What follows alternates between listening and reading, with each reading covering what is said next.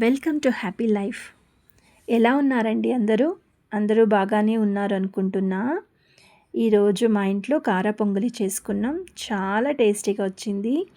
ఇది చాలా ఈజీ కూడా చేయడం. రండి ఎలా చేయాలో చూద్దాం.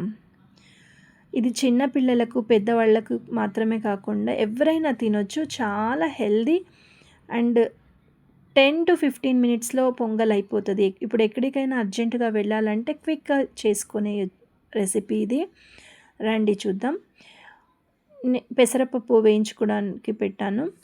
నేను 1 కప్ బియ్యానికి 3/4 పెసరపప్పు తీసుకున్నా. దాన్ని ఫ్రై చేసి కాసేపు చల్లార్చడానికి పెట్టి తర్వాత చల్లారాక దాన్ని కడిగి క్లీన్ చేసుకోవాలి ఫ్రెండ్స్. తర్వాత కుక్కర్ పెట్టి 1 గ్లాస్ బియ్యం కడిగి కుక్కర్లో వేసుకుని తర్వాత పెసరపప్పు కూడా యాడ్ చేసుకుంటున్నా.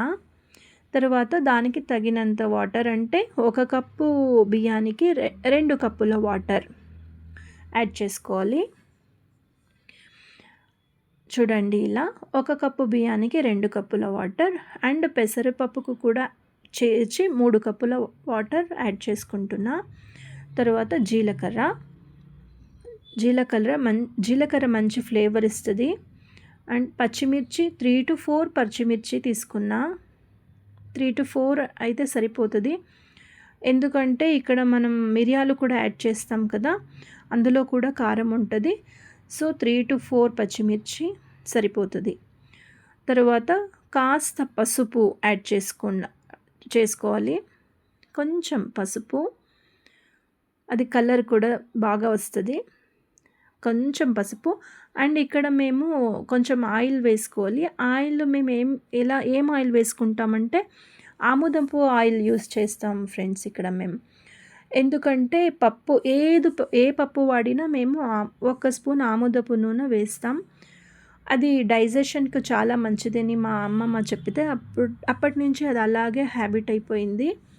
మీకు వద్దంటే స్కిప్ చేసి మీరు ఆ ప్లేస్లో ప్లెయిన్ ఆయిల్, ఏదైనా ఆయిల్ ఆర్ గీ కూడా యాడ్ చేసుకోవచ్చు. చూడండి, మిరియాలు కూడా యాడ్ చేసుకుంటున్నా. తర్వాత లిడ్ క్లోజ్ చేసి 1 or 2 విజిల్స్ వేయడం అంతే. 1 or 2 విజిల్స్ వస్తే చాలు ఫ్రెండ్స్. యాక్చువల్గా 1 విజిల్కే 90% ఉడికిపోతుంది. ఈజీగా ఉడికిపోతుంది. 1 విజిల్ అయిన తర్వాత స్టవ్ ఆఫ్ చేసినా కూడా సిమ్లోనే అది ఉడుకుతుంది ఫ్రెండ్స్, బాయిల్ అయిపోతుంది. సో పోపు పెట్టేసుకుందాం. కడాయి పెట్టి ఆయిల్ వేసి జీలకర్ర, కరివేపాకు వేసుకుని అది కాస్త ఫ్రై అయ్యాక క్యాష్యూ నట్స్ వేసుకుని ఇక్కడ 1 or 2 ఎండుమిర్చి వేసుకుంటున్నా.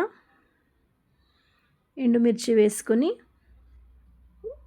అల్లం తురుము వేసుకుంటున్నా. అల్లం తురుముతో ఫ్లేవర్ చాలా బాగా వస్తుంది. చాలా టేస్టీగా కూడా ఉంటుంది. హెల్త్కి కూడా చాలా మంచిది. తర్వాత ఇక్కడ పొంగల్కి కొబ్బరి తురుము వేసుకోవచ్చు, లేదంటే మీరు కొబ్బరి చట్నీ సెపరేట్గా కూడా చేసుకోవచ్చు. నేనైతే కొబ్బరి తురుము ఈ పోపులోనే వేసేసుకుంటున్నా. అది డిఫరెంట్ టేస్ట్ ఇస్తుంది ఫ్రెండ్స్, చాలా టేస్ట్గా ఉంటుంది.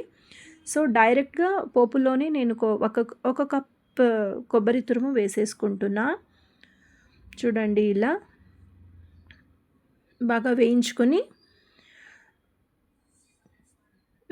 ఇంతలో కుక్కర్ ఓపెన్ చేసుకుందాం. పోపు అయిపోయింది.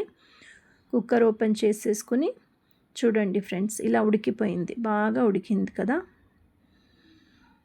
చూడండి బాగా ఉడికింది. ఇప్పుడు మనం పెట్టుకున్న పోపుని ఇందులో మిక్స్ చేసుకుని బాగా కలిపి దానికి నెయ్యి వేసి తింటే చాలా టేస్టీగా ఉంటుంది ఫ్రెండ్స్. మీకు నేను చేసిన పొంగల్ ఇష్టమైతే సపోర్ట్ చేయండి, లైక్ చేయండి, షేర్ చేయండి ఫ్రెండ్స్.